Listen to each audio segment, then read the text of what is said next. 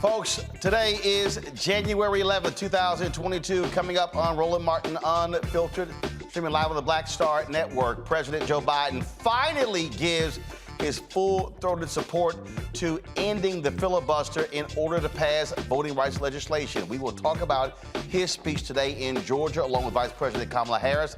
We'll hear from Congressman David Scott of Georgia. We'll also talk with pastors who are engaged in a hunger strike until voting rights legislation is passed. We'll talk with activists in Georgia as well. We'll fully unpack developments today. What does it actually mean when you have Democrats like Senator Joe Manchin who still are not going to move when it comes to the filibuster?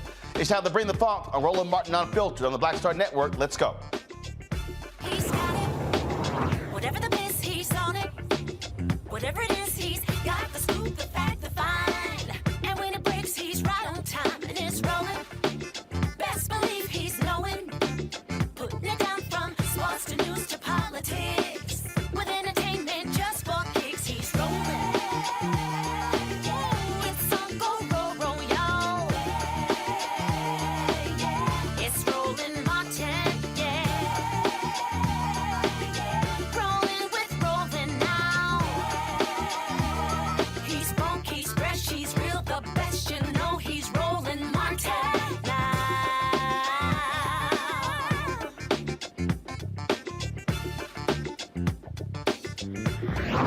Martin. President Joe Biden and Vice President Kamala Harris are flying back to Washington, D.C. after a day trip to the epicenter of the American civil rights voting rights movement. Today, they paid respects to Martin Luther King Jr.'s and Coretta Scott King's crypt before speaking at the Atlanta University Center Consortium on the urgency to pass voting rights legislation and protect Americans' sacred right to vote. Again, there were a number of folks who were there attending the speech. Obviously, this has been an important issue. Senator Raphael Warnock, also several members of the Congressional Black Caucus were there along with the president. But joining us right now is Georgia Congressman David Scott. Congressman Scott, glad to have you on the show. We are here at this moment. Let's just be real honest. It has been the relentless year of activism by activists and others, protests, Congresswoman Joyce Bading getting arrested, of course, black women here having events, the Poor People's Campaign. All these things have been happening to move this president to do what he did today, to say we have got to end the filibuster to pass voting rights. Absolutely. And what was remarkable about today, Roland, was clearly the spirit of both John Lewis and Martin Luther King Jr. were in Atlanta, Georgia today. And you could feel the spirit. And Roland, you know, as my alpha brother, you continue to lead yourself. You've been at the forefront of this for a long time. I've been following you for a long time, and you've always been out there on top of the issues of major concern to all of us, but especially our African Americans. And there is no greater issue that we are faced with now than the right to vote. You see, people don't understand that this is the foundation of democracy. It all stems from making sure that the American people not only have the right to vote, but the opportunity. And you don't have the opportunity when they close down Sunday voting. People may call it sold to the polls, but it helps us. And we have a bill right now in the Georgia legislature to disavow that Sunday voting and all of these other things. So your timing is excellent, what we're doing up here in Washington, but we have got to keep preaching. We've got to keep talking. We've got to keep walking. And let me tell you this, I don't care what they say about Joe Biden, but he put the pedal to the metal in that speech. And the occasion, as I told people, that wanted to criticize the president. I said, my God, do you all know that the eyes of the nation, the eyes of the world are on Georgia right now, all around the whole process of voting, which is the foundation of our democracy. We lose that, we're no longer democracy. So this is a threat to our freedoms, it's a threat to our democracy, and I am just pleased with the outpouring and the performance today, and the point of the president and the vice president coming to Atlanta, the home of Martin Luther King, in the very district, congressional district of John Lewis. And it was so special because, as you may know, I know you follow my career quite a bit, Roland, but you remember John Lewis, and I was with him when we started the voter education project years ago. I was at Center College, and I went with John Lewis many places over this country. And I never will forget when we went to waterproof Louisiana. And it's so waterproof, it's right there by the Mississippi River in the mouth of the Gulf. But they named it Waterproof Louisiana. And why that was in my mind was because it was when we were there. John Lewis had a tragedy in his family. And he said to me, David, I need you to speak for me. I got to go. And that was my baptism into voting rights, the civil rights in waterproof Louisiana. All those people were waiting for John Lewis. And I had to say, John Lewis isn't here. He had tragedy back home. But I'm here. And we had a few collapses. But anyway, Roland, it's good to be with you, and I just commend you on keeping up the case here, and delighted to be with you at this time. So, Congressman, what's next? I mean, obviously, he gives a speech today, and so he comes back to Washington, D.C. You still have several Democratic senators who are not on board yet. For instance, Politico has a story today that shows that Senator Mark Kelly is undecided. You have Sinema, you have Manchin, you have Chris Coons of Delaware. You have also Jim Tester. That's 5 or 6 right there. And so right now, Democrats don't have 48. You've got about 42, 43. Senator Mark Warner has finally come aboard. Senator Dianne Feinstein. And so how do you get the other 7 Democratic senators to go along with this? Senator Chuck Schumer says there's going to be a vote on Monday. Does the CBC have plans to go across the hall to meet with those senators to implore them to step up and support this call? I think we all will be doing that. Us members of Congress have our own individual relationships with members. I've been here for now 20 years. I've worked with members on a lot of things. And what I do on issues like this is to go and sit down, find out what the problem is. We got to protect against reduced absentee ballots, trying to make sure that we have absentee ballots. We got to filibuster the rule. That might not be exactly the best way to go, but there are other ways. We got to sit down with these senators. We've got to provide the foot soldiers, so to speak, and go over to them. I'm a sponsor of this act. I believe in it. And we had a while back a number of Republicans. And I said to them, do you all know what the heart and soul was down in Georgia? They removed they removed the pre-clearance. That's the heart and soul of the bill.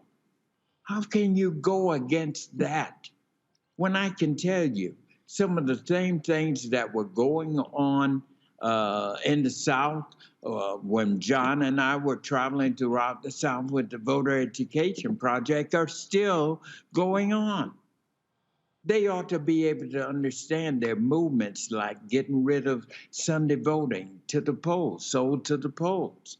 People would frame it that, but who gave that name? We did. And it was a powerful weapon. Why?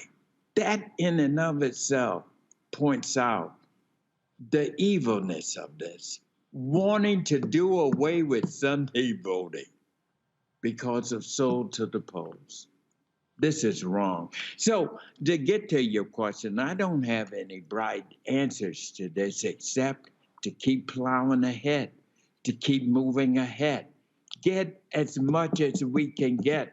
If we can get protections against reduced absentee balloting, ending Sunday voting, reducing early voting, eliminating ballot voting, maybe we can do that in a way that does not, that can pull those or have support of the filibuster, and maybe there's a carve out. There are things that can be done, but I assure you that I'm at the forefront of talking with my senators who I work with, who I've worked with on a variety of issues, many of which they've come to ask me for.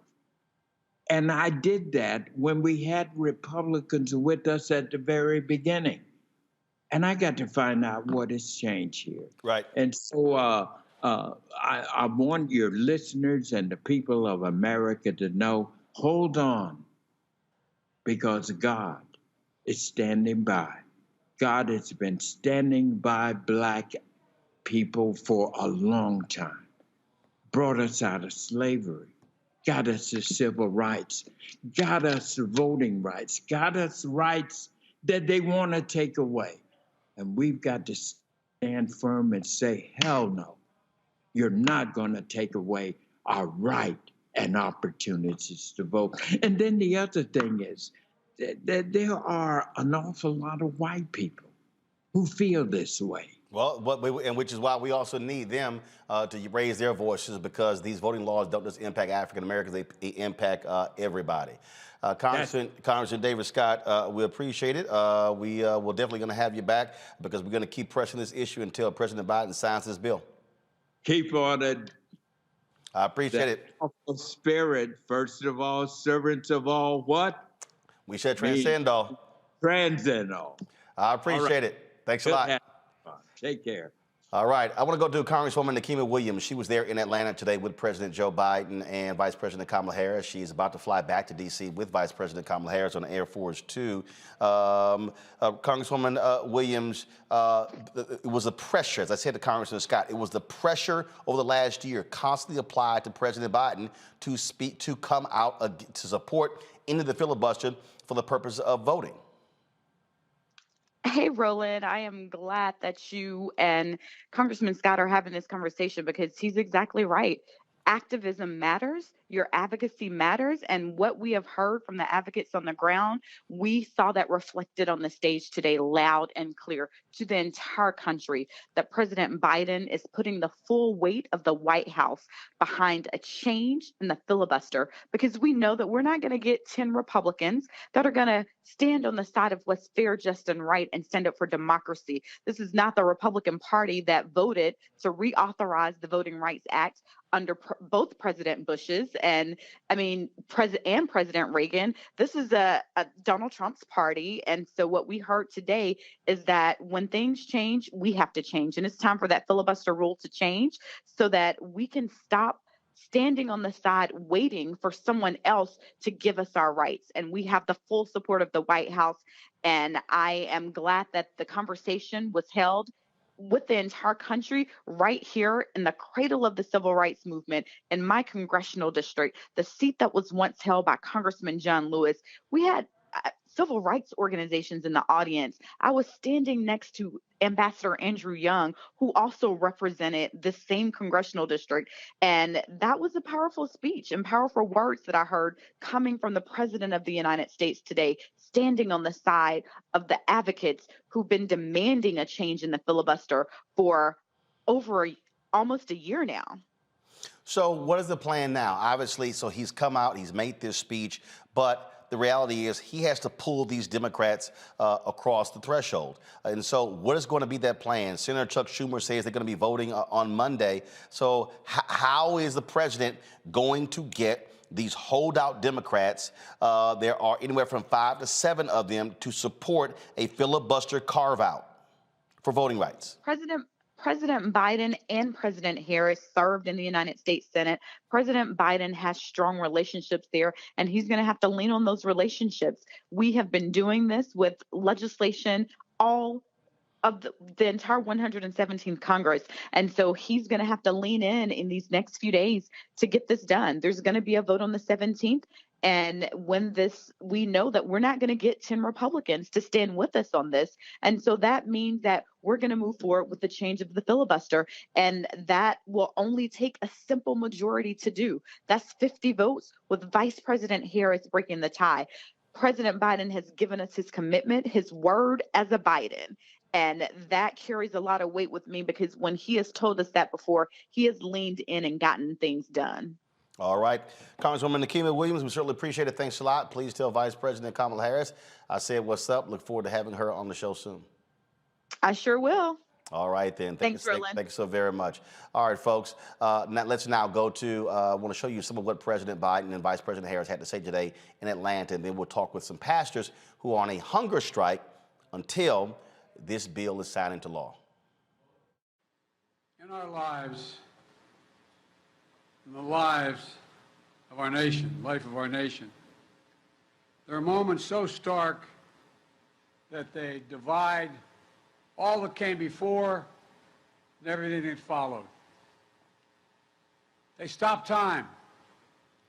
They rip away the trivial from the essential. And they force us to confront hard truths about ourselves, about our institutions, and about our democracy.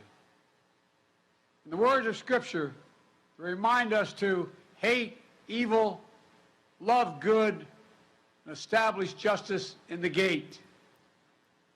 Last week, President Harris and I stood in the United States Capitol to observe one of those before and after moments in American history.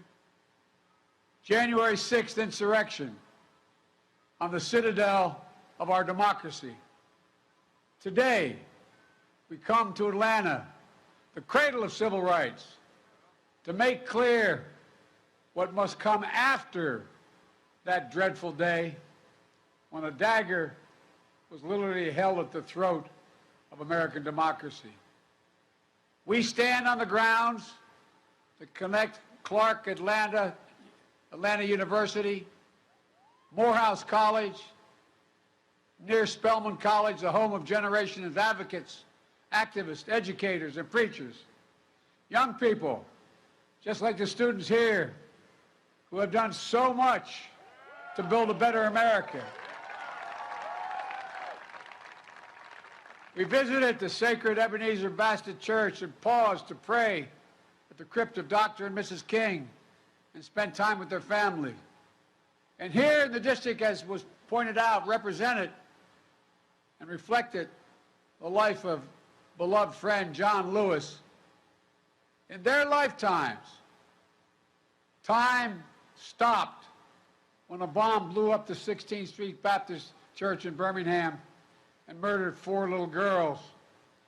They stopped when John and many others seeking justice were beaten and bloodied while crossing the bridge at Selma, named after the Grand Dragon of the Ku Klux Klan.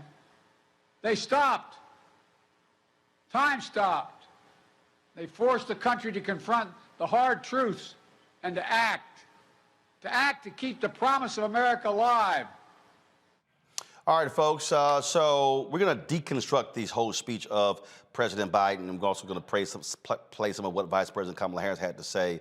And so I want to go now to Reverend Stephen A. Green, the pastor of St. Luke AME Church, who joins us from Harlem. Reverend Whitney Castanem, the pastor of Mount Pisgah AME Church, who joins us from Jersey City, New Jersey. Of course, I also have my panel here with me as well. Mustafa Santiago Ali, PhD, former senior advisor for environmental justice at the EPA. Xavier Pope, host of Suit Up News, owner of the Pope law firm. Demario Solomon Simmons, civil rights attorney and founder of Justice for Greenswood. To the pastors, you are involved in this hunger strike. Joe Madison, Sirius XM radio show host, started his 66 days ago, and so you're joining this as well. You heard both speeches today? Your reaction to what you heard, how does that impact your hunger strike?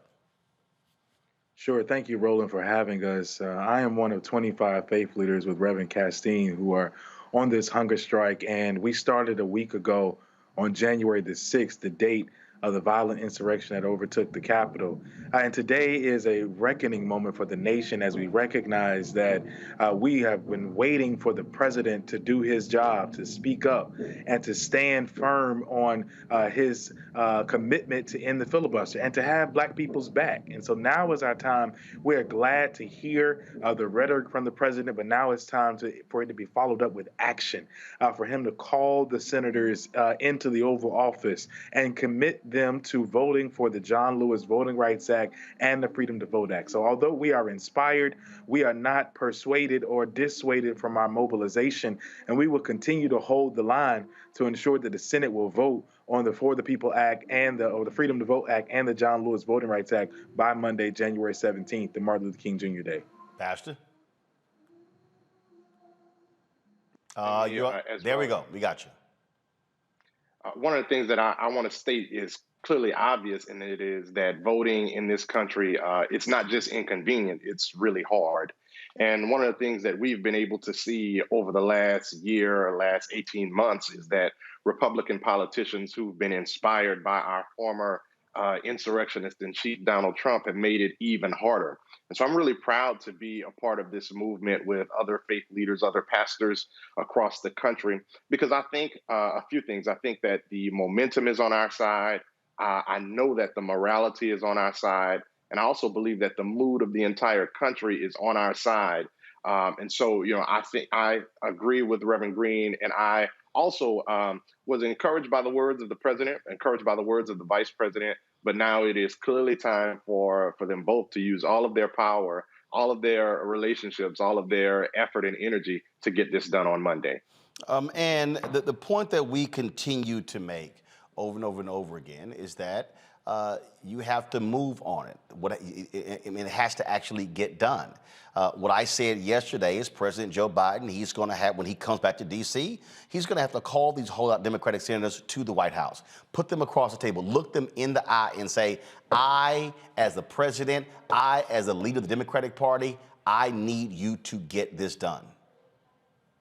No, absolutely. He has to use the full power of the presidency. You can't stand up to Vladimir Putin and be afraid of Joe Manchin and Kyrsten Sinema. I mean, you have to use the power because the world is watching. We're talking about the future of our democracy. We're talking about the future of the entire climate of the planet, which holds on to the leadership of the United States of America. And so we're talking about the president recognizing that we are in an uncivil civil war and that the Republicans have crossed the line. They have declared war on our democracy. Democracy has already died, and now we're talking about resurrecting democracy, resurrecting the dream of Martin Luther King Jr. this weekend. And so we're not talking about trying to just protect democracy. Democracy was eroded in 2010 when Shelby v. Holder. Democracy was threatened and continued to die on January the 6th. And so now we're talking about restoring and resurrecting our democracy, and that takes a full commitment and a level of leadership that we have yet to see come across the finish line. So again, so the next step is see what happens when he comes back. The pivotal vote will take place on Monday, as Senator Chuck Schumer made, and so the president has to deliver. He simply has to do that. And Roland, we're coming to D.C. We're bringing our hunger strike to D.C. this weekend because we intend to hold a watch night for voting rights on Sunday night at the U.S. Capitol. We will occupy the steps of the U.S. Capitol on Sunday night from 7 p.m. to midnight as we watch the night like our ancestors did on the eve of emancipation on January 1, 1863. So while they waited for the clock to turn from 1862 to 1863, we too are waiting with bated breath for the nation to be true to the words that is written on paper, to be a nation where it truly embodies liberty and justice for all.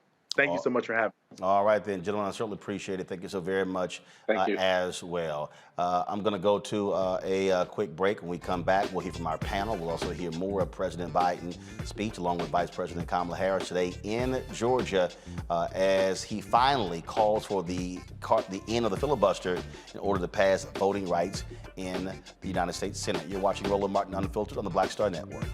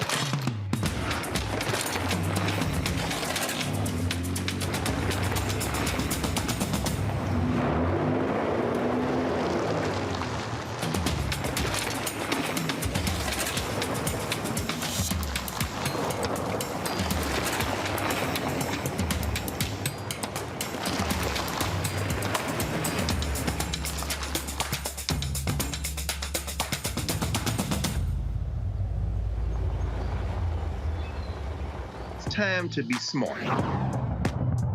Roland Martin's doing this every day. Oh, no punches! Thank you, Roland Martin, for always giving voice to the issues. Look for Roland Martin in the whirlwind, to quote Marcus Garvey again. The video looks phenomenal, so I'm really excited to see it on my big screen. Support this man, Black media. He makes sure that our stories are told. See, this difference between Black Star Network and Black-owned media and something like CNN. I got to defer to the brilliance of Dr. Carr and to the brilliance of the Black Star Network. I am Roland with Roland all the way. Honored to be on a show that you own. A black man owns the show. Folks, Black Star Network is here. I'm real revolutionary right now.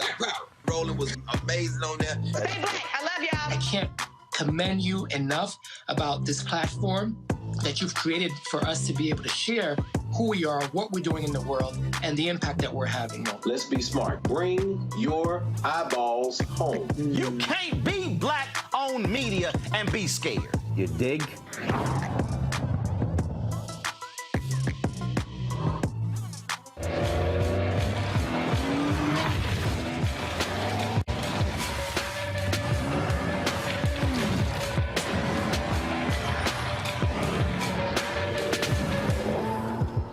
What's up, y'all? I'm Will Packard. Hello, I'm Bishop T.D.J. What up, Lana Well, and you are watching Roland Martin Unfiltered.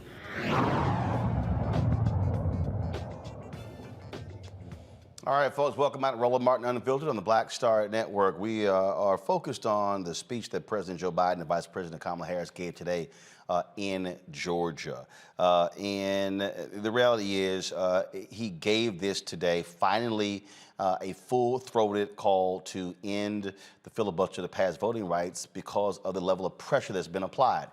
Because Republicans have already passed 34 different laws in various states as a result of this. And just so you understand what we're talking about here, Ari Berman tweeted this just today. Give me a second. He talked about, go to my iPad, please. He said, breaking, let's see if I can go ahead and get this going. Give me 1 second, y'all. You should see it now pop up. There we go. As Biden speaks, North Carolina State Court upholds extreme gerrymandered maps, including U.S. House map giving GOP 71 to 78% of the seats in state Trump won with 49.9% of the vote. This is exactly the kind of partisan and racial gerrymandering Freedom to Vote Act would block. What we're dealing with here, and I need to walk people through this to understand what we're talking about, okay, is that what Republicans are doing all across this country, they are passing various laws, not just to restrict voting, but the cutting of drop boxes. In Georgia, they are cutting from 111 to less than 30 drop boxes. They oh my goodness, they're not secure. What they also did in Georgia, what they did was they actually passed the law that said that, oh, we got to protect the boxes, which means that the drop boxes are only open when the polls are open. That's the point of the drop boxes. So if you can't go in and vote during the day, you drop your ballot off. What they also did, folks, was they also passed the law that where they said that if we live in Georgia, and my dad wants to vote by mail-in ballot, and he says, hey, son, drop my ballot off. I can't. He has to physically drop his ballot off or it's against the law. And there are so many other things that are in the Freedom to Vote Act. Let me know when y'all have Biden speaking about any of the filibuster. This is what people have to understand. So this is what he said today in Georgia. Can change the outcome. Sadly, the United States Senate, designed to be the world's greatest deliberative body, has been rendered a shell of its former self. Gives me no satisfaction in saying that as an institutionalist, as a man who was honored to serve in the Senate. But as an institutionalist, I believe that the threat to our democracy is so grave that we must find a way to pass these voting rights bills. Debate them, vote, let the majority prevail. And if that bare minimum is blocked, we have no option but to change the Senate rules, including getting rid of the filibuster for this.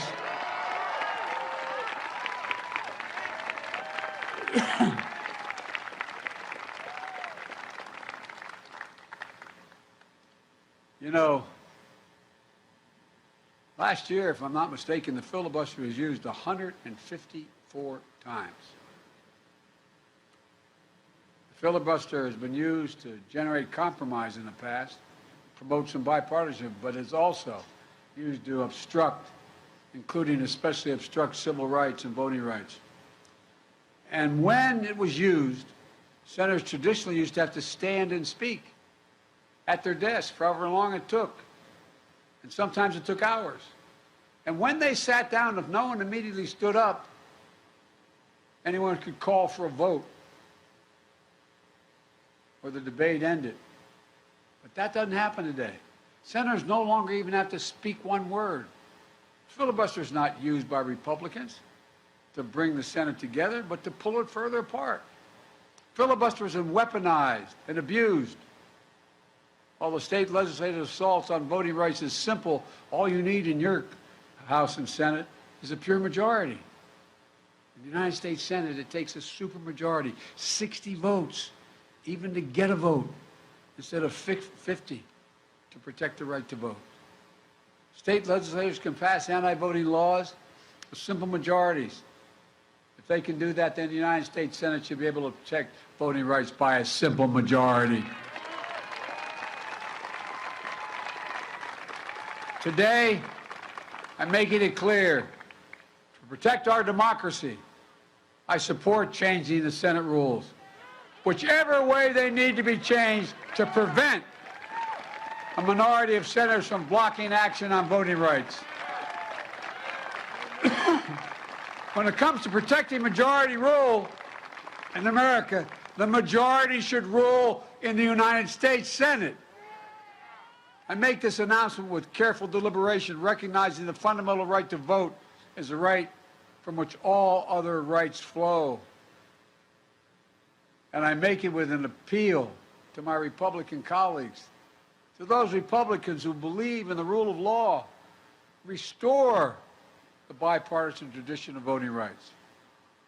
People who restored it, who abided by it in the past, were Richard Nixon, Gerald Ford, Ronald Reagan, George H.W. Bush, George W. Bush. They all supported the Voting Rights Act. Don't let the Republican Party morph into something else. Restore the institution of the Senate the way it was designed to be.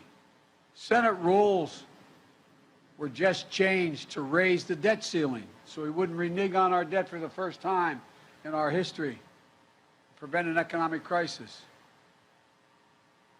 That was done by a simple majority. As Senator Warnock said a few weeks ago in a powerful speech, if we change the rules to protect the full faith and credit of the United States, we should be able to change the rules to protect the heart and soul of our democracy. He was right.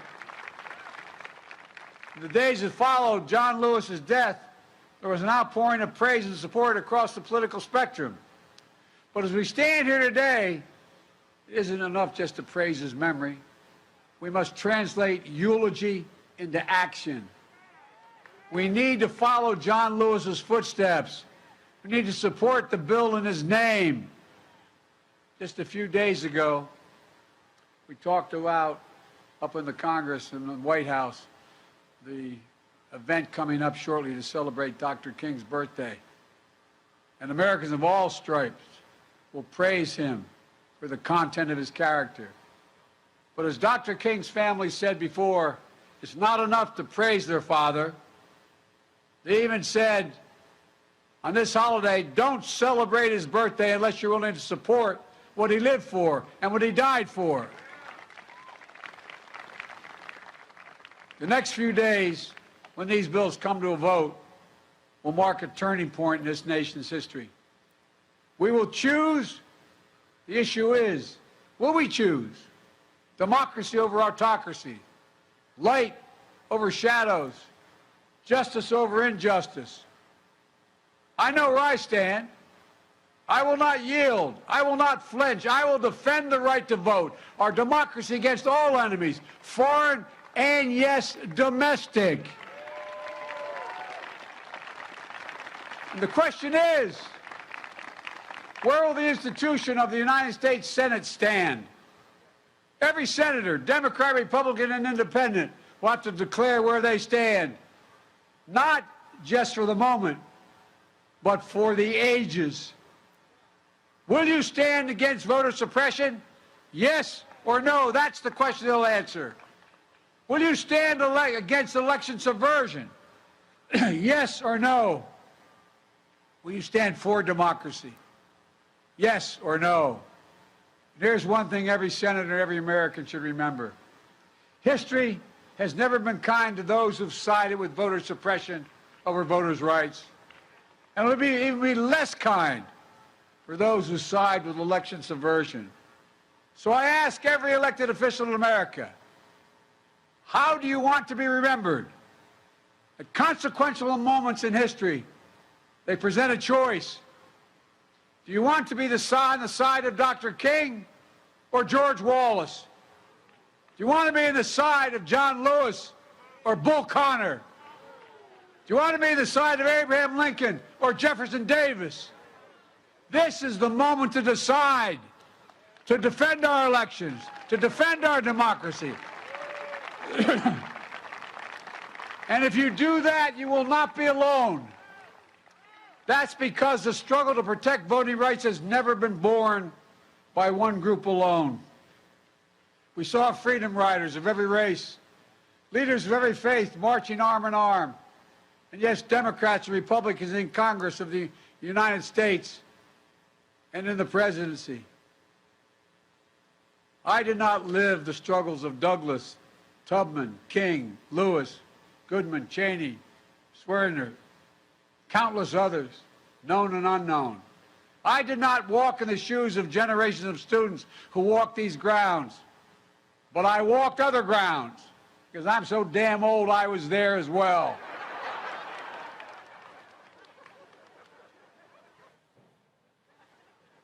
They think I'm kidding, man. Seems like yesterday, the first time I got arrested. Anyway. But their struggles here, they were the ones that opened my eyes as a high school student in the late 50s and early 60s. They got me more engaged in the work of my life. And what we're talking about today is rooted in the very idea of America. The idea, Ponder, who graduated from Clark, Atlanta, captured in a single word.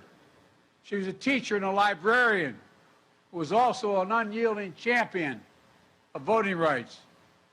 In 1963, when I was just starting college and university, after registering voters in Mississippi, she was pulled off a bus, arrested and jailed, where she was brutally beaten. In her cell, next to her, was Fannie Lou Hamer, who described the beating this way, and I quote, "I could hear the sounds of the licks and the horrible screams. They beat her. I don't know for how long. And after a while, she began to pray and ask God to have mercy on those people." And Nell Ponder's friends visited her the next day. Her face was badly swollen. She could hardly talk, but she managed to whisper one word: freedom. Freedom. DeMario, just so folks who have no clue what's in the Freedom to Vote Act, y'all go to my iPad, please. This is what it says on the Senate website. The bill addresses voter registration and voting access, election integrity, security, redistricting, and campaign finance. Specifically, the bill expands voter registration, automatic and same-day registration, and voting access, vote by mail and early voting. It also limits removing voters from voter rolls. The bill establishes Election Day as a federal holiday. The bill declares that the right of a U.S. citizen to vote in any election for federal office shall not be denied or abridged because that individual has been convicted of a criminal offense unless at the time of the election such individual is serving a felony sentence.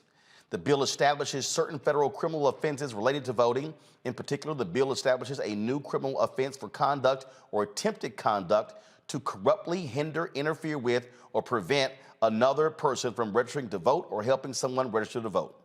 Additionally, the bill sets forth provisions related to election and security, including by requiring states to conduct post-election audits for federal elections. The bill outlines criteria for congressional redistricting and generally prohibits mid-decade redistricting.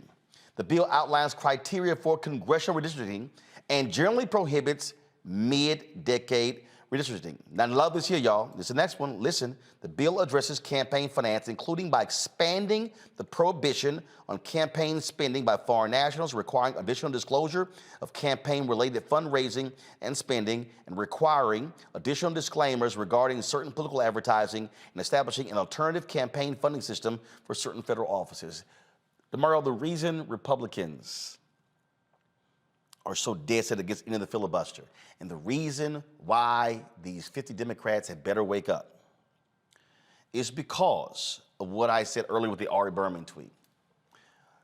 Republicans are changing the laws, where in Tennessee, they hold 7 of the 9 congressional districts. They are trying to break Nashville up into multiple parts so they can control 8 out of the 9. They have done this in Wisconsin, Georgia, Texas, Florida. We could go on and on and on. So what they are doing by controlling the state legislatures, they are going to use that power to ensure that if you're in a state, if 55 to 58, and sometimes if 60% of the people in that state vote a Democrat, they will always remain in control. Yeah, absolutely, Roland. This is a very important show, and just appreciate you educating our community. You know, I would just say that was a pretty strong speech by President Biden. You know, each week I've been calling on this type of a speech. I've been saying the Democrats need to be stronger, and I've also said many times there was not just Manchin and Sinema. There was other Democrats. And now that's coming to the forefront, and everybody's cards have been put on the table, and I'm appreciative of that. Look, Roland, as you've outlined so well, this is a crucial scenario for our people.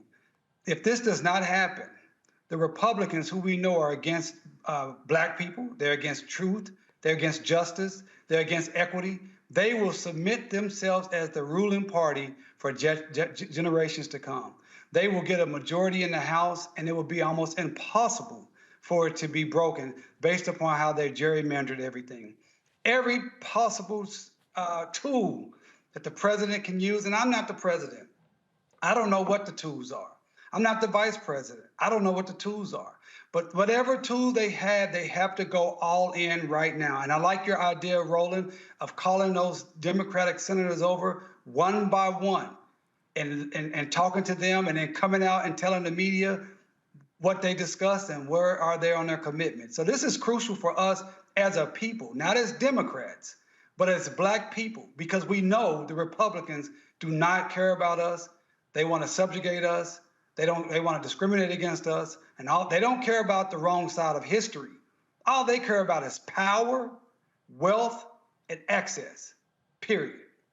So folks, understand this. Today, there's an election in Florida to replace the late Congressman Al C. Hastings. And when the votes are counted tonight, that means that the Democrat is going to win that particular race. Okay, it's a special election, and then of course you have the election in November. That means that Democrats will have 222 votes in the House, and so this is Sheila Sherfilis McCormick. She is the candidate. Go to my iPad. This is the Washington Post piece. This is a photo of her. She is going to win, likely win tonight. All right. So there are 9 people who are running. So here's what the deal. They're going to have 222 votes to 212 Republicans. The seat of Devin Nunes Mustafa is the only one that is vacant. If you begin to study the numbers, and we always know that the incumbent president, this party loses seats during the midterm. So Democrats are already up against facing tremendous headwinds. But what people have to understand, if they are able to move out in Florida could potentially get rid of anywhere from 4 to 5 Democrats. Texas is looking to get rid of 2 to 3. Then you look at Ohio. Then you look at Tennessee, going from picking up 1. So you start adding it up. The Republicans could literally change the lines, and they could pick up anywhere from 15 to 18 seats before a vote is even cast. Exactly. That guarantees they're going to be in the majority. And because they control the state legislature, you can't make any changes for 10 years. That means 5 elections. That means that they will control the House for the next decade. Yeah, I mean, you know, this is a long-term strategy that is now playing. And they understand that not only do they want to own and control the House and the Senate, of course, they want the presidency, they want the Supreme Court and all the judges that are there. And then, of course, moving past the trifecta is also making sure that you control all of the state houses, or the majority of the state houses. So therefore, then you can hold on to power, as you said, for a decade. I would say that it's even longer than that, because if you're able to entrench in the ways that they are trying to do, and of course, all of this comes back to people actually being able to participate in a fair election. And that's why our conversation is so important around the filibuster and making sure that we're doing everything that we possibly can to make sure that we're protecting voting rights. So this is understanding that they have literally been focused on building a set of infrastructures and controlling those infrastructures around everything that happens inside of your life. The vote is tied to housing. It is tied to transportation. It is tied to jobs and where resources are going to go. It's tied to healthcare. It's tied to the environment. And they understand this. And we have been playing around flat-footed and not calling this out, not educating folks. And for the president, I appreciate the full-throated response that he gave today in supporting of voting rights. But I need him to continue that. I needed him to do it before. We talked about this. But now he has got to, for the amount of time that is remaining, he should be having fireside chats where he is bringing those folks who are part of the civil rights movement who fought to be able to vote. There should be conversations in front of the country literally every day or every evening. Let's say every evening, because after folks get off work. That's the type of set of commitment that's going to be necessary to make sure that we even have a chance. The other part of it is that, you got to put all your chips in this moment, because if you don't get this, all the other stuff kind of falls to the wayside. The other part of it is also you got to call in all those folks in business and industry who are saying that they support Black Lives Matter and all these other types of things. And they've also got to place pressure on the individuals, especially on the Democratic side of the equation, that we expect you to do the right thing. And that if you don't, there will be repercussions for you not doing the right thing. Now, some folks will say, well, Mustafa, maybe you're taking it too far there. The Republicans are very serious about what they do, and they have no problem in utilizing leverage and pressure to make sure that they get what they want out of the scenario and out of the sets of opportunities that are in front of them. And if Democrats are not willing to do that, then you're going to get what you get. Xavier, just so people, again, who need to understand here, folks like Senator Joe Manchin, Senator Kristen Sinema say, oh, this is going to break the Senate. It's not going to fix the Senate. And they fear that if one day they are in the minority in the Senate, that they won't be able to use the filibuster to stop bills. Well, that's all contingent upon whether Republicans are going to actually honor that. They can change the rule anytime they want to. This is what you're about to hear is Senator Mitch McConnell talking about ending the filibuster in 2022, but the second video is what he said in 2017 when it came to the Supreme Court. When I was majority leader, some of my own party urged me to break the Senate for our own party's short-term gain. My answer was a simple word: no. We need to restore the norms and traditions of the Senate and get past this unprecedented partisan filibuster. Therefore, I raise a point of order that the vote on cloture under the precedent set on November 21st, 2013 is a majority vote on all nominations. When I was a majority leader, some of my... So right there, Xavier, the Republicans put two individuals on the United States Supreme Court by a simple majority vote. Lifetime appointments. Supreme Court justices rule on all matters in the country. They are the final authority.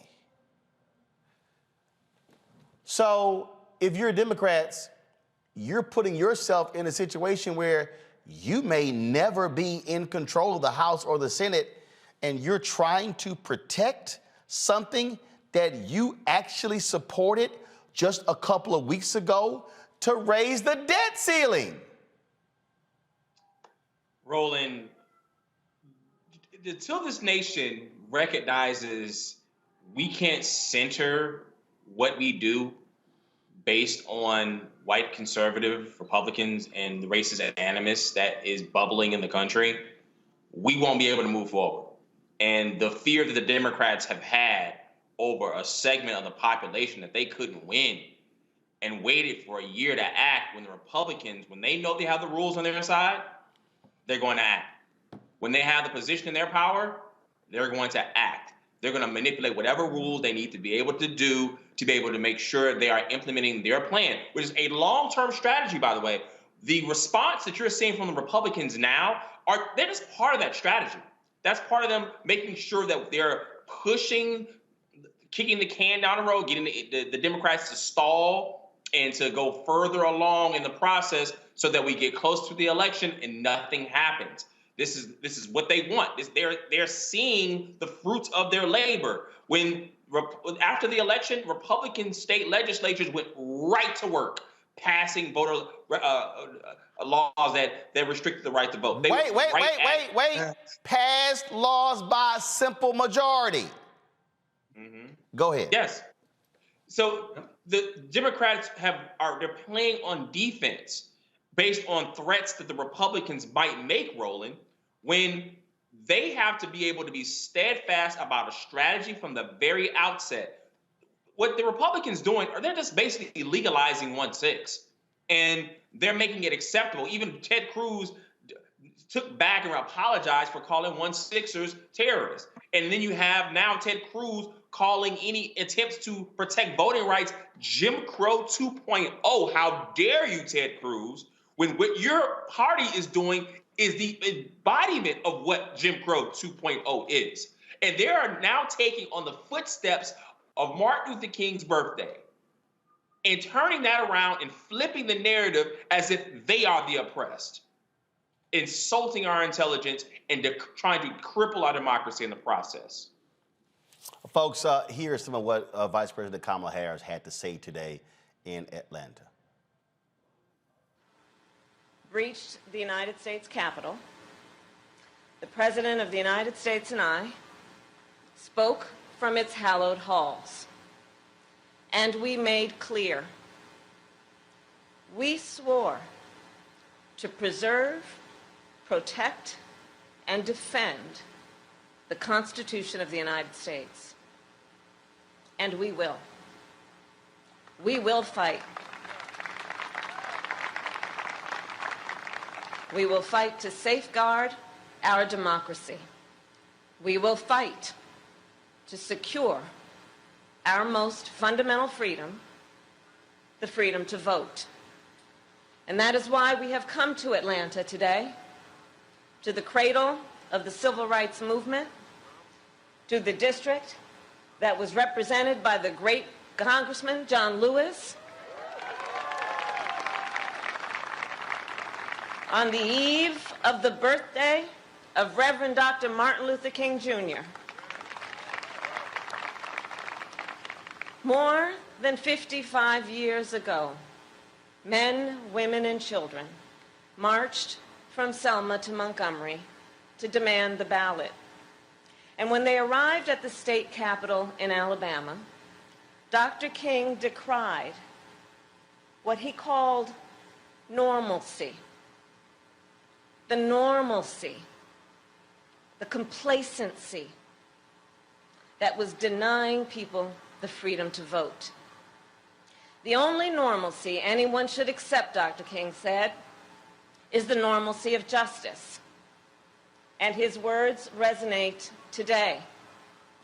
Over the past few years, we have seen so many anti-voter laws that there is a danger of becoming accustomed to these laws, a danger of adjusting to these laws as though they are normal, a danger of being complacent, complicit. Anti-voter laws are not new in our nation, but we must not be deceived into thinking they are normal.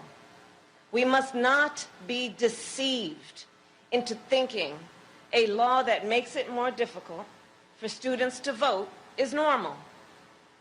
We must not be deceived into thinking a law that makes it illegal to help a voter with a disability vote by mail is normal.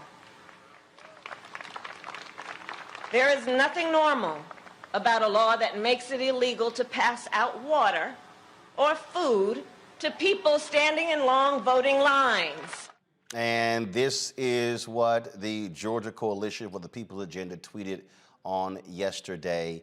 Back to Lincoln County today, we're still gathering petition signatures to stop the Board of Elections from closing 6 of 7 polling locations. And so while there are people who were critical of Black Voters Matter and other groups for not attending today's speech, they've made the point that their work continues, and that's what's going on. We're going to keep, of course, covering this story, see what happens over the next several days, but also be very mindful of Republicans who are going to be posting wonderful things about Dr. King on Monday. yet they'll be standing against the very things that he fought for. Be sure to call them out on social media.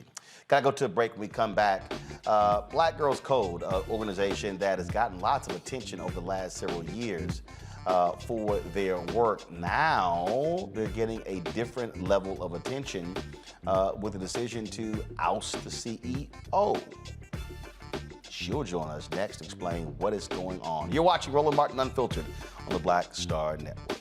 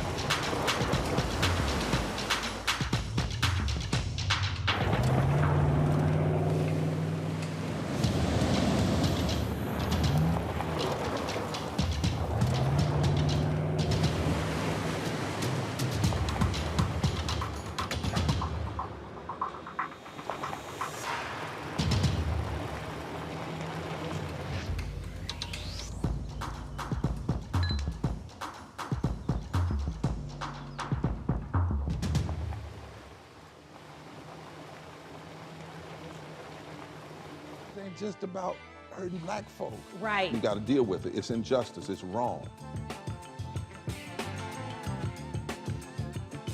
I do feel like in this generation, we've got to do more around being intentional in resolving conflict. You and I haven't always agreed. Yeah. But we agree on the big piece. Yeah. Our conflict is not about destruction. Conflict's gonna happen.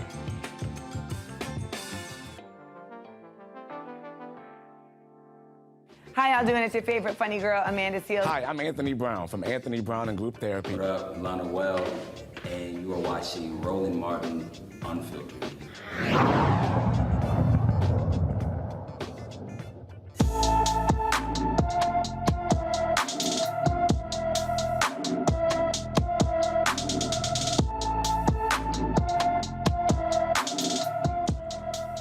15-year-old Janiah Coates was last seen in Little Rock, Arkansas a week ago. Janiah disappeared on January 4th. She is described as being 5 feet 5 inches tall, weighing 140 pounds, with brown hair and brown eyes. If you have any information regarding Janiah Coates, please call the Little Rock Police Department at 501-371-4829, 501-371-4829.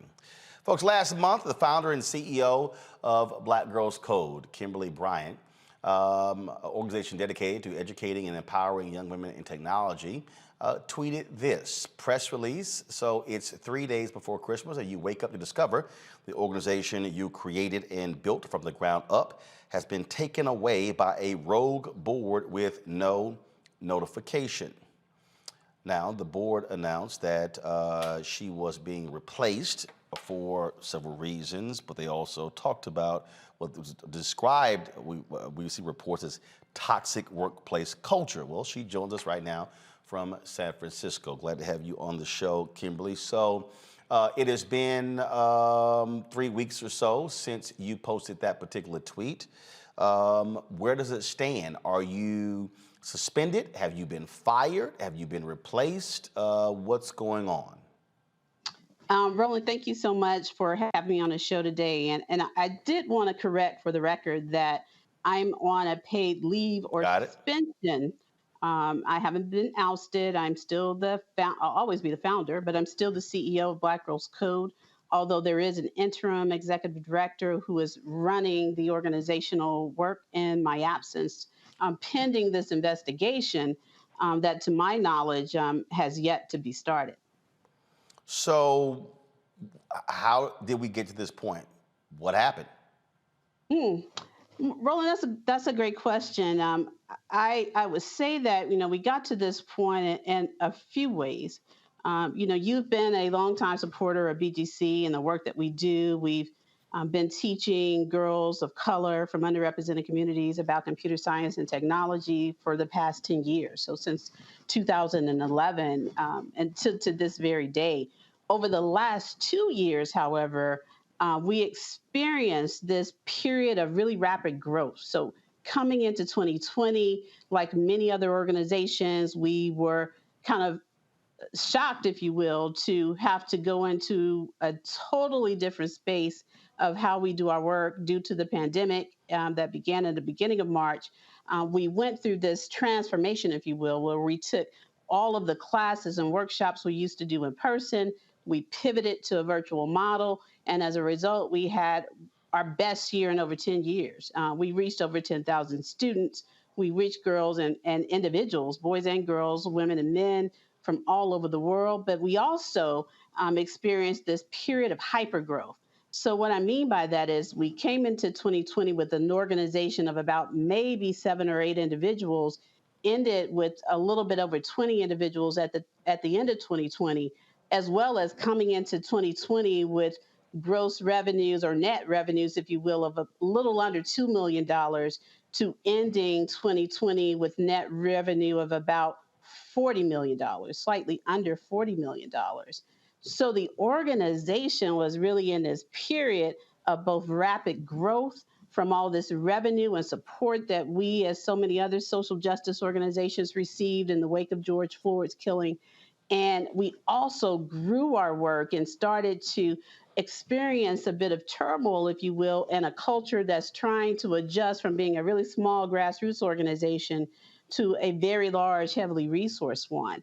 And due to that, we had some challenges. And as a result of that, even now, some bad actors have come into play to interrupt us from the good work that we've been doing for the past 10 years.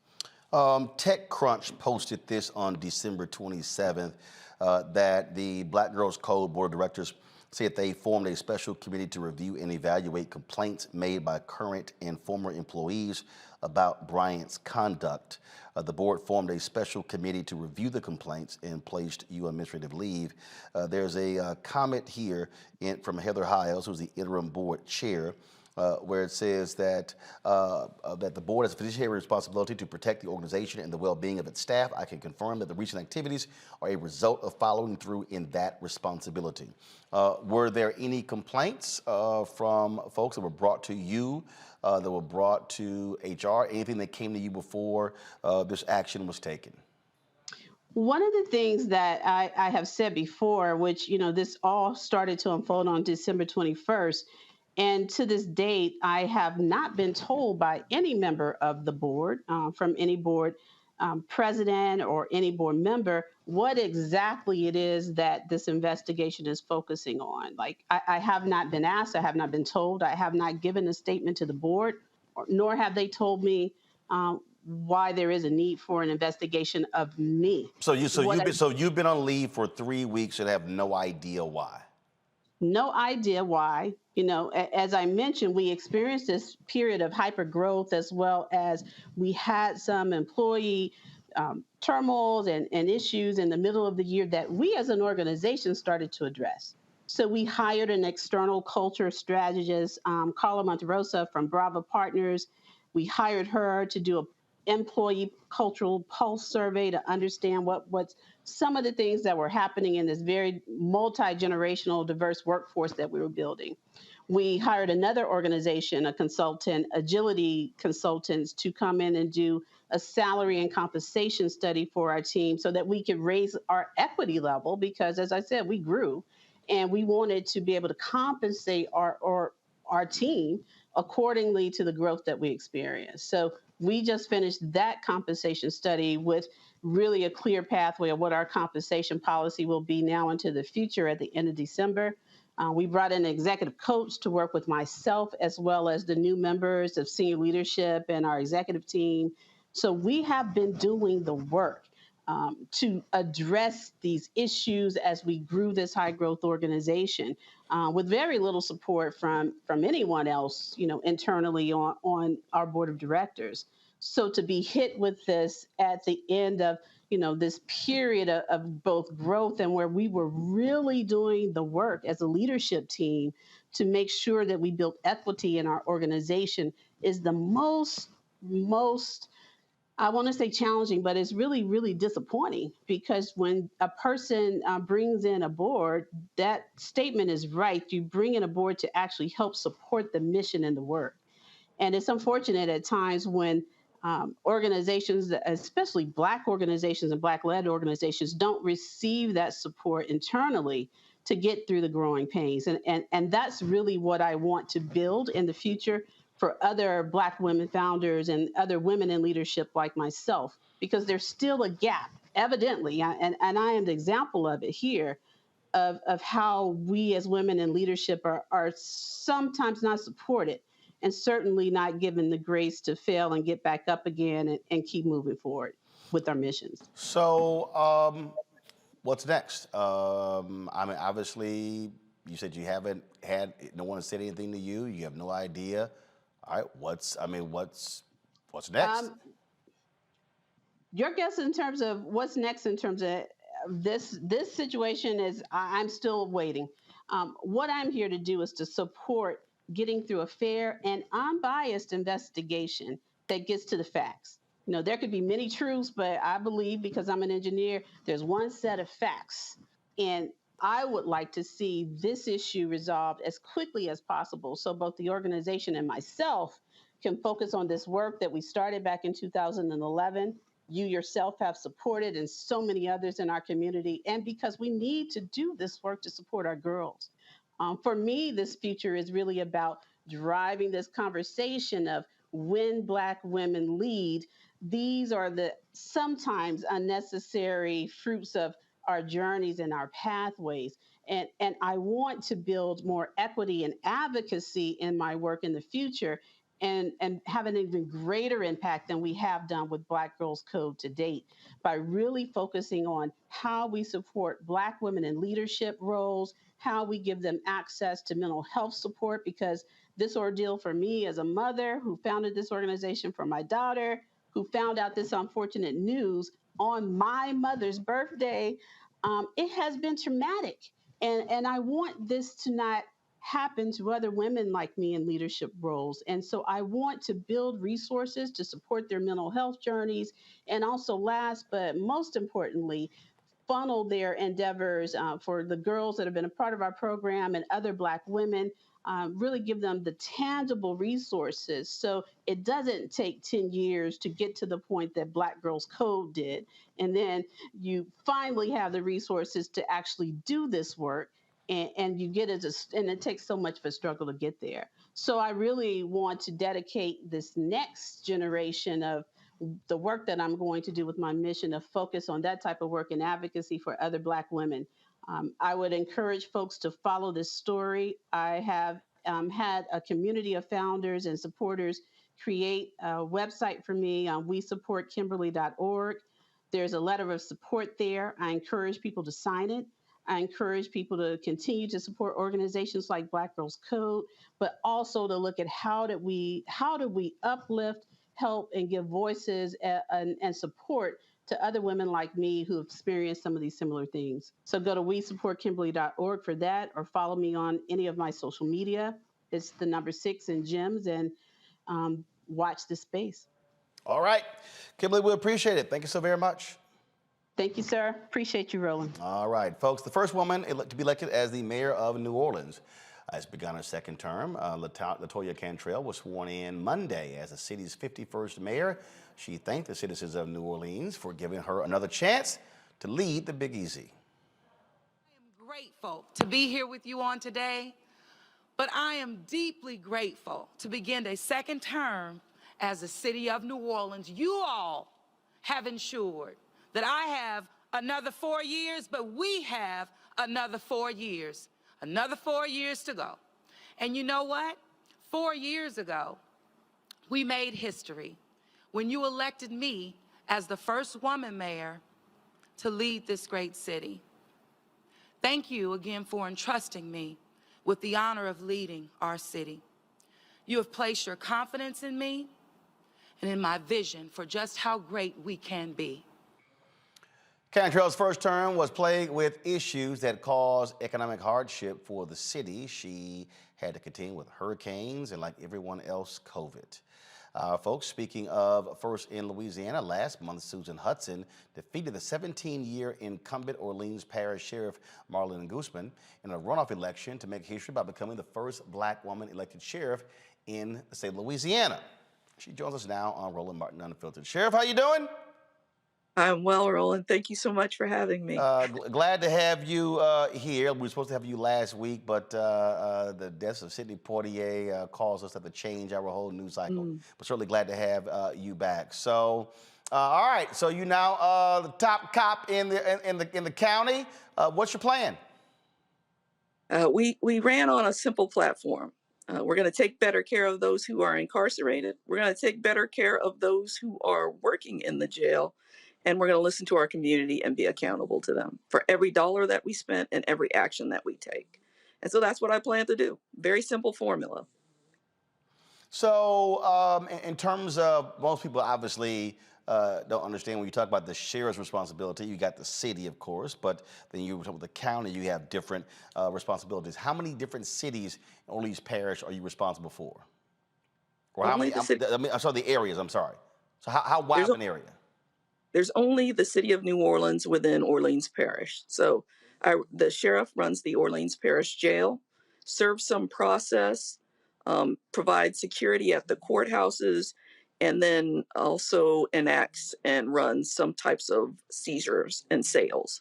But the majority of the work is about running the Orleans Justice Center, which is the jail. So one of the things that we've heard a lot about, we hear people talking about mass incarceration. They talk about criminal justice reform. What role do you have to play in that? Well, you know, we ran on a platform of progressive reform where we know that jails primarily house people with mental health diagnoses and those with addictions. We know that. That's the same all around the country. So instead of putting them in jails, which are harmful areas, why don't we do something in our community, number one, to treat their diagnosis or their addiction, and then to help them get back into life and get back into society. And what I found out as I walked this campaign trail this year, so many of these people are our neighbors or people that we know. And so when that message resonated with so many families who are dealing with a loved one with a mental health diagnosis, like I have, or dealing with somebody with an addiction. So that is prevalent all over our city, all over our parish. And so that resonated with people. Let's help people and try to prevent crimes as opposed to making people worse by locking them up. Questions from my panel. I'll start with you, Xavier. Your question for the new sheriff of Orleans Parish. Congratulations for your new post. There were issues with your predecessor in terms of not allowing defense attorneys access to their clients in the midst of the Omicron surge.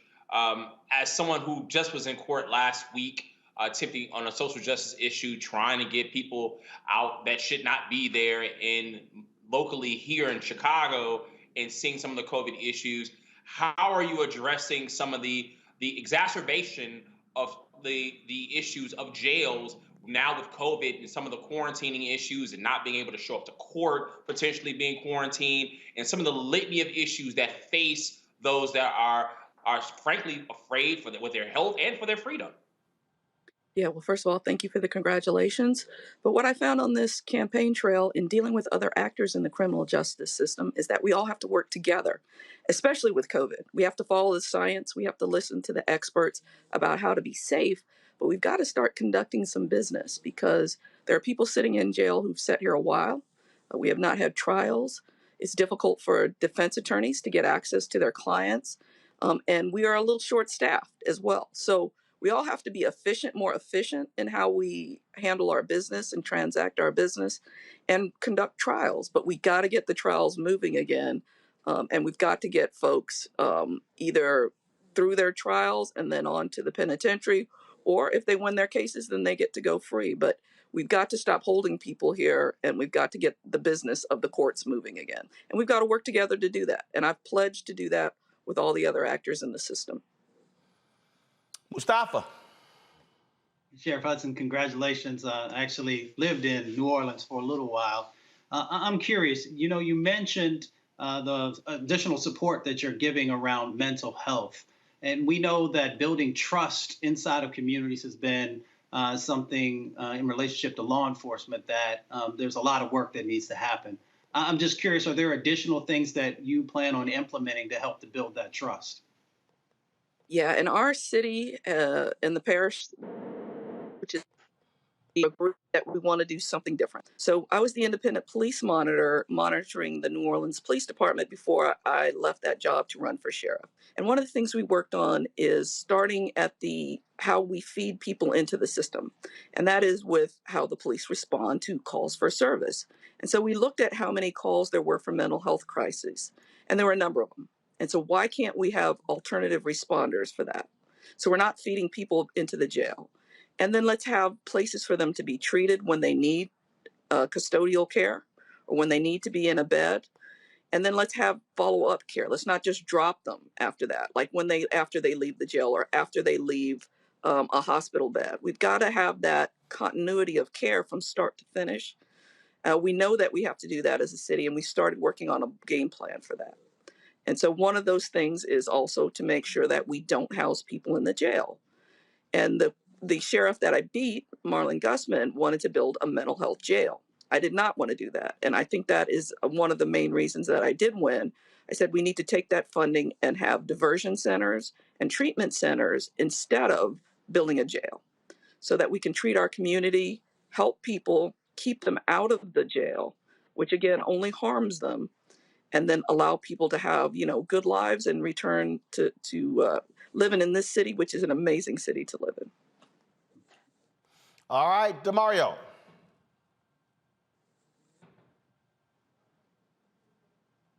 You're on mute. Now we got you. Go ahead.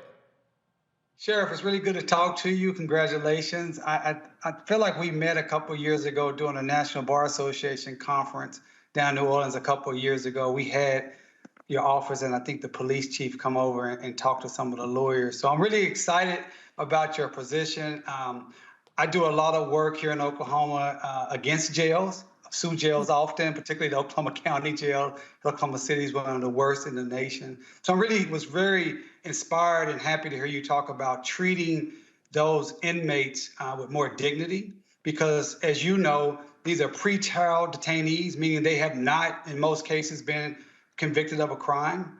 Many people are sitting in jails because of not able to pay cash bond. So I'm just happy to hear that is your commitment. I'm happy to hear about you talking about trying to really help with the mental health aspect of things.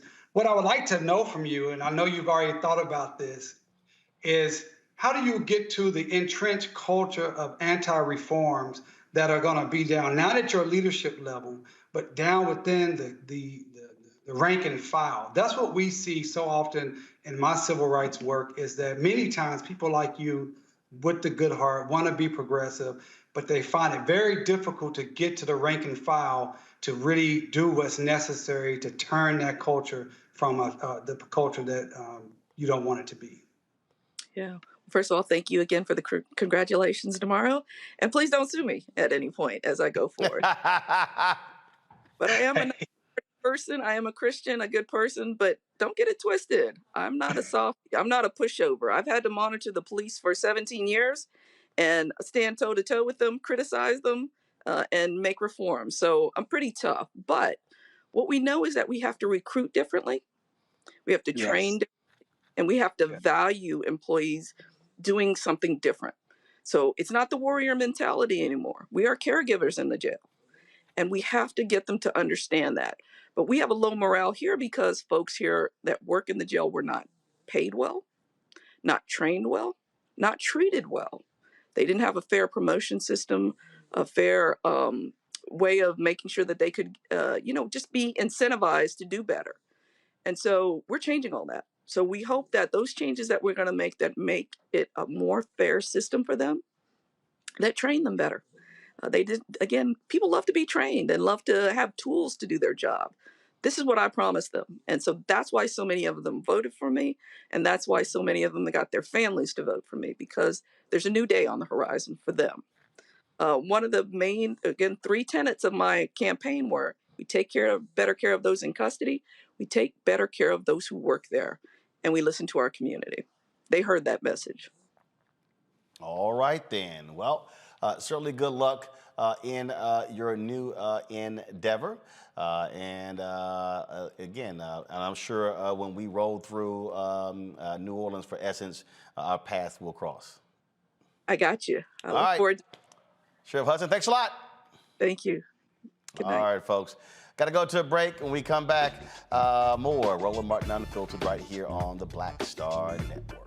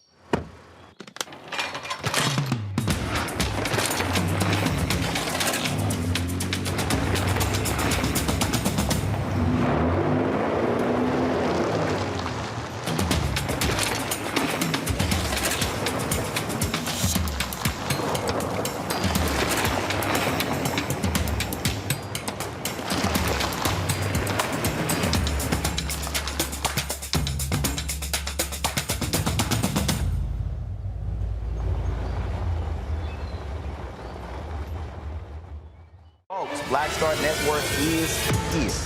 Hold no punches. I'm real revolutionary right now. Support this man, Black Media. He makes sure that our stories are told. Thank you for being the voice of Black America, Roland. Stay black. I love y'all. All momentum we have now, we have to keep this going. The video looks phenomenal. See, this difference between Black Star Network and Black-owned media and something like CNN. You can't be Black-owned media and be scared. It's time to be smart. Bring your eyeballs home. You dig?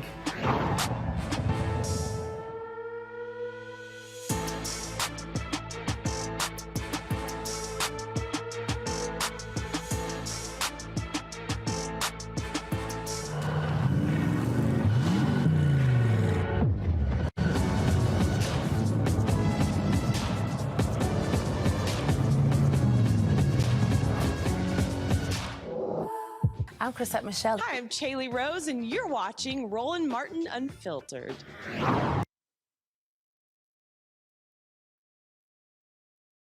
The Senate has voted to possibly award Emmett Till and Mamie Till Mobley, his mother, with the Congressional Gold Medal.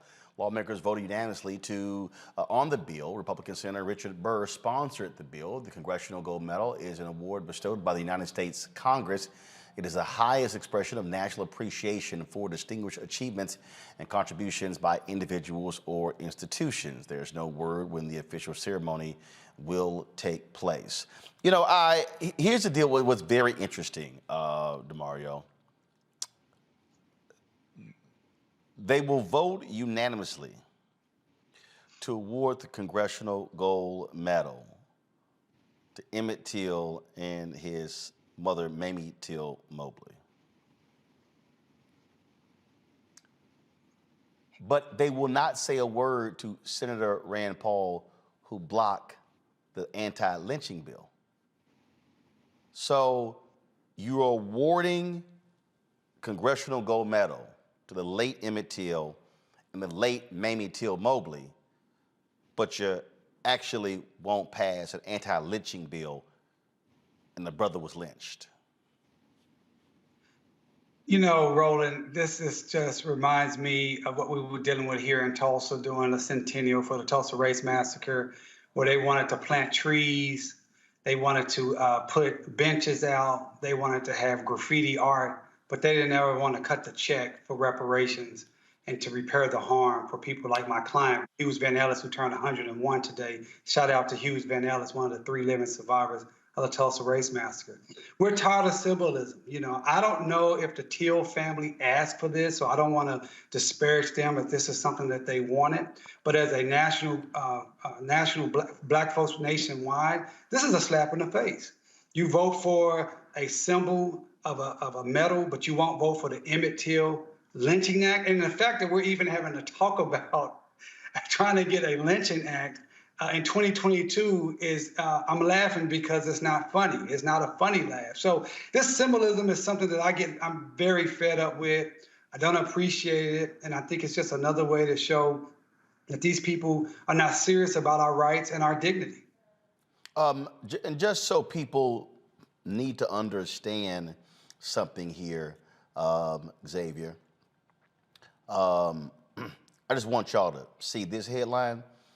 Senator Burr blocks another black female from 10-year judicial vacancy. That is the Court of Appeals there. And two eminently qualified African-American women. And Burr was one of the folks who blocked them. So you are, and then here's what's so crazy. One of the black women he blocked was one that he recommended in 2009.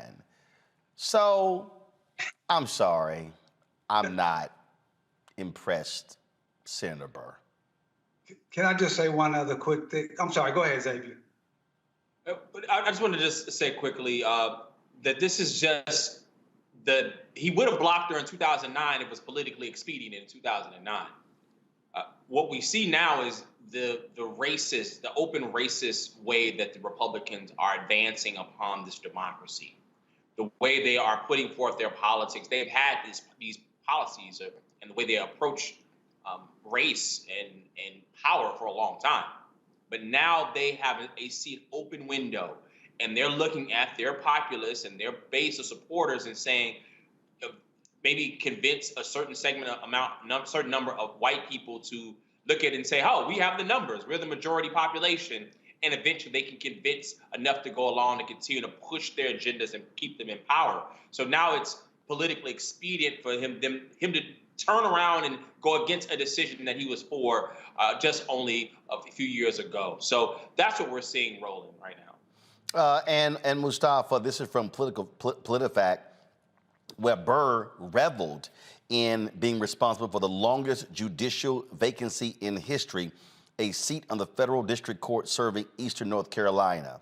So I'm not interested in Senator Burr and what he did here, because when it comes to the real, what's happening today, the non-symbolic things, he actually stands in the way of voting rights. He is supportive of the North Carolina efforts to racial gerrymandering. He has not said anything about what Republicans have done to block, to stop black folks from voting in that particular state. And by the way, he also was the one who during COVID got those private briefings and then went out and sold stock, him and his brother. That's the same Richard Burr. Senator Burr can't change his spots. He's not interested in changing his spots. They will do the window dressing. Don't get me wrong. A congressional gold medal for, Brother Emmett and his mother is incredibly important because it is a part of history and they need to be honored in that space. But when it comes to systemic change, Senator Burr is not interested in that. And that's what actually changes people's lives. That what actually helps people to have access. And they're not interested in that. So, these types of acts, are important, but we have to dig deeper and see how their sets of actions in the past and in the present either help our lives to be better or continue to hold us in bondage, in a sense. And again, I just want everybody to know there were two black women, Jennifer May Parker, as well as Patricia Timmons Goodson, a former North Carolina Supreme Court justice who Richard Burr blocked from being on the federal bench. So, yeah, dude. Roland, can I just jump in right quick? Yeah, go ahead. Because we have MLK holiday coming up. And this symbolism is something that sickens me each and every year. Mm-hmm. We have these parades around the country, and we have a very big one here in Tulsa, Oklahoma. And you allow all these corporations and organizations who are racist, discriminatory throughout the whole year. You allow them to come out, participate in these parades, have some type of float and matching uniforms, and do some type of dance step, and they can check the box and look good. And they did some symbolism. We have to stop allowing these people who are against us to be able to get over on these symbolisms, lack of substance activities like this particular gold medal congressional award. Someone should have said, Richard Burr, you cannot, how can he be the one to sponsor that? That is offensive to me that Richard Burr is the one that sponsors something for Emmett Till when everything he does is to support the degradation that got Emmett Till killed in the first place. Bump a medal, give us reparations. Bump a parade and get in our parade, give us proper education, proper jobs, proper pay and equity, those type of things, or don't allow them to participate in your events. It's just like white politicians coming over to black churches during election season, standing up there telling some type of story. If they don't have a record and a history of doing truth, justice, and equity and what's right for our people, they should be shunned, and don't allow them to utilize you as a cover for their racist and anti-black behavior. Well, and that's why I believe what has to happen is we have to have what I call a racial index, and that is when folks want to buy tables at our events, when you have individuals who want to be on the board of the NAACP or the National Urban League, if they want to come and do things. Okay, do you have black board members? Who are your black executives? What businesses are you doing supplier diversity with? Are you supporting black-owned media? Well, you would lay it all out. Oh, you're not? Yeah, you can't come. And see, that's why when they had that, that's why when we were in Tulsa, when they had the investment conference, if you will, I was actually mad. See, some folks pulled out. The reason I didn't pull out, because damn, I wanted to speak so bad, because I wanted to call them out to their face. I wanted to put them on Front Street as we sat there, because all too often, that's what folks are unwilling to do. And I wanted to ask them in front of everybody, that is, what's your spending? What's your hiring? What's your investment? See, I just think that a lot of times what happens is, and I'm gonna pull this up in a second, I'm gonna show y'all what I'm talking about. See, I think a lot of times what happens, Xavier, is some folk are unwilling to go there. Well, I ain't got a problem. So I'm not one of those folks. And here's a perfect example. Let me go back. Let's see here. Silver. So here's what I'm talking about. They had this big Black Commerce Street event in Tulsa, that's at the Convention Center, presented by J.P. Morgan Chase and Company. These were the presenting sponsors: Nationwide, J.P. Morgan Chase, Bank of Oklahoma, Combs Enterprises, I think that's P. Diddy, Deloitte Digital, Salesforce, Walmart.org. Here's where the other ones: Bank of Oklahoma, PepsiCo, Citi, BlackRock, American Express, the American College of Financial Services. And so the only reason I could not speak on the panels because we had to be inside of the bubble where Biden was speaking, and there's no way I could have spoken, left there, and gotten back to the Cultural Center in time. But I would have challenged them on the spot. No. Show me your numbers. Banks, what's your lending to African Americans? See, that's the piece. That's how gangster we have to be. And so I dare, if you're an MLK speaker, do the exact same thing at any events this weekend and next week. You can't take credit for progress of this country that you never partook in. And it seems as if we have too many corporations and too many politicians, particularly on the right, when they know that when Martin Luther King died, the significant number of people who didn't actually support him when he died. And they're looking to say history is done. Patted themselves on the back, good job. There's no more progress that needs to be made so that they can choose quote unquote neutral policies to be able to advance upon our rights. And we can't, like my brother said, we can't let them get off the hook with that. And you having an index that they have to be held accountable for. And we need African Americans, when you are in a room with these corporations, when you can't go to these different places and kiss butts and be happy to be in the room, because you can be out of the room if they choose to. You have to make sure that there's equity in the room. You have to speak up and speak truth to power when you're in those rooms. That's right. And so I want folks, Mustafa, I want them prepared on this weekend, on Monday, when you see corporations and politicians putting out their statements with Dr. King. I want people to question, every single one of them, what is your commitment to the things that King stood for? I told y'all Operation Breadbasket was one of the most important initiatives. And so use that as the model to ask them, answer these questions. Mustafa, go ahead. Yeah, and you can find the information. You know, you walk around with a computer in your pocket or your purse every day, so you can find out, you know, what people's boards look like and to a degree, some of the commitments that they may or may not be making. So that's one part of it. But I'm glad you called out the other part of it, is that each and every one of us also have to start to make sure that we're holding our own selves accountable. I put a process in place. When these people ask me to come and speak, my first set of questions are about 4 or 5 of those that you just called out. And if they don't hit it right, I'm not coming, because then I'm co-signing on the things that they're doing. And we have to get to that level of actually, you know, it may take a couple of dollars out of our pocket, but, you know, we can make sure that we're actually be able to look ourselves in the mirror every morning. So we have power unless we give it away. And DeMario, you posted this on Twitter, Uncle Red. Today's his 101st birthday, Hughes Van Ellis. And so shout out to him. Happy birthday. But to my dancing buddy at the Tom Joyner Morning Show cruise, y'all. Before we were in Tulsa, I saw him. I was like, damn, that brother look familiar. I said, wait a minute. That's my man from the cruise. Y'all don't understand. Uncle Red be out there on the dance floor at 2, 3 o'clock in the morning getting it.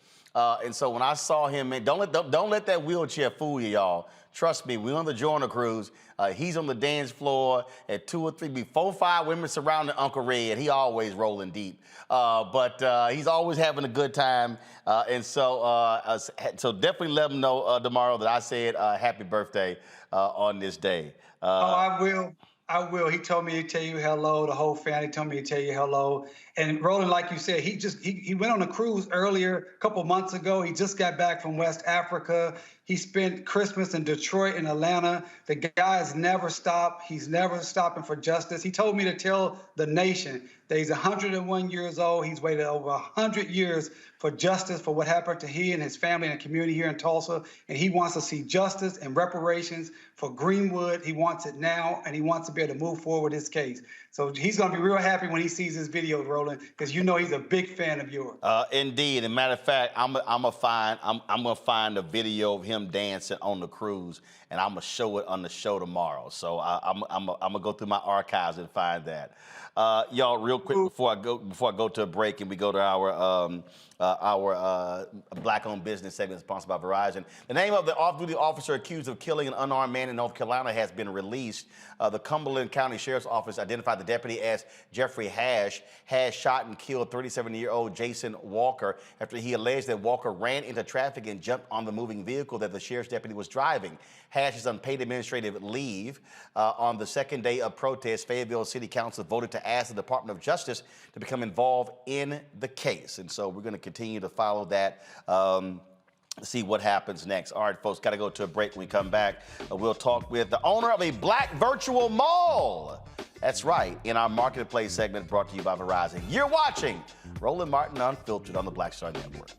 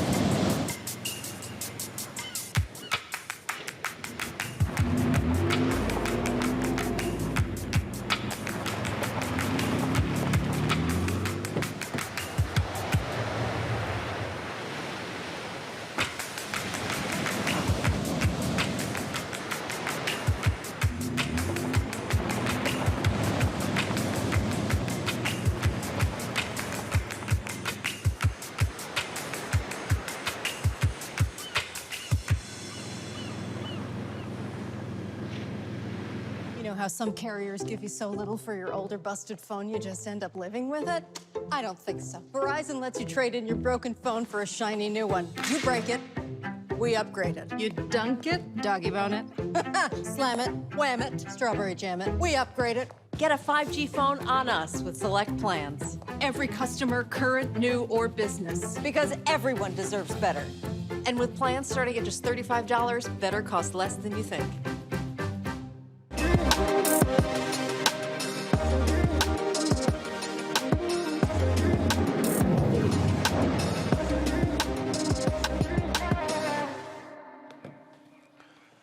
All right, folks, the pandemic shut down plenty of businesses, and black businesses were especially hit, with 40% of them closing business. So a futurist and serial entrepreneur took notice and created the concept of a black virtual mall. Joining us now is the founder of the Black Virtual Mall, Alquincia Selawayne from Brooklyn, New York. How you doing? Fantastic. I'm so honored to be here. Thank you. All right, so let's talk about this virtual mall. Exactly what is it? So it is what, you know, most marketplaces are, except in my opinion, it's definitely the future of marketplaces and where we need to go to be a little bit more immersive so that the customers have a better experience and the businesses are able to stand out a lot more. All right. And so how does it work? How many businesses are in your virtual mall? So as of now, we have 300 Black-owned businesses, and we have different levels of businesses, from kiosk, from your artisans and your newer businesses, to storefronts. We also have premium stores, food courts as well. So we're covering just about every spectrum of business. All right. Now, now how can people access the virtual mall? So it's really simple. You go right to the blackvirtualmall.com. It's best used from your experience. I mean, from your laptop, best experience from your laptop. And so that's it. It's very intuitive.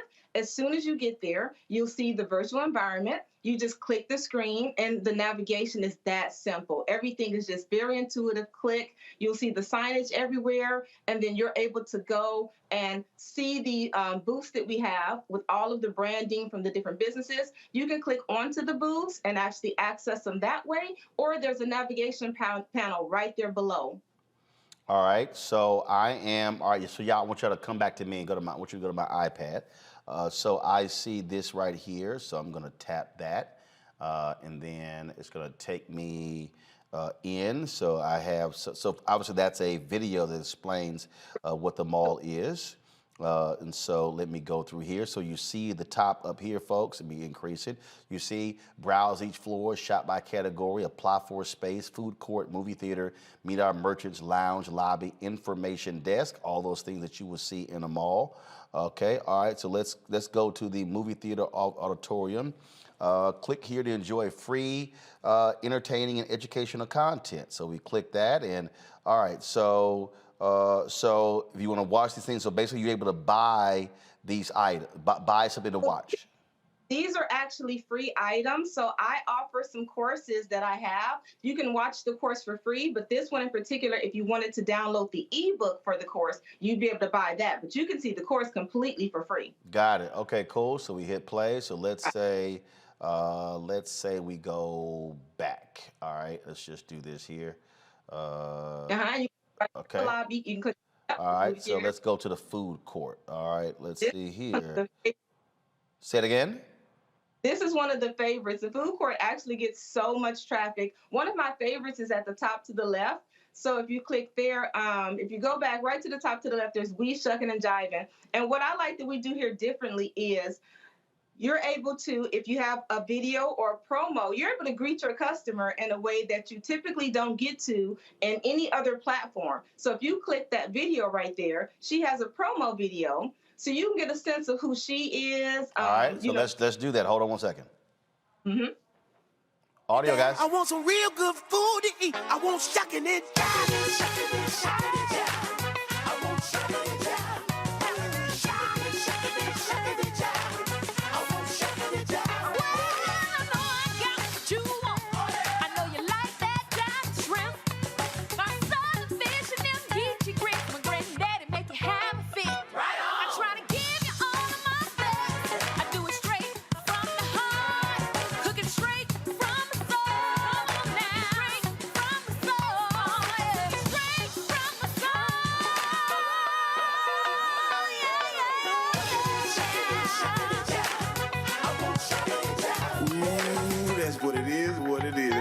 That's what it is. Come on down and shuck it and jive and Cajun food with an old school groove. Our designers to get your taste palette back in line, baby. Follow us at We Shuckin'. All right, then. All right. That's And I thought that was so important because at the end of the day, you know how we are. We're so welcoming, we're so creative, and I just think that that's a really good way for you to get a sense of the business, the personality. And if you click onto any of the signage on there where it's Uber Eats or Grubhub, the food will be delivered right to you. So you can literally come to the mall, grab a bite to eat, watch content, and shop just like you would normally. So you have, like I say, for the restaurants, these are restaurants that are different parts of the country.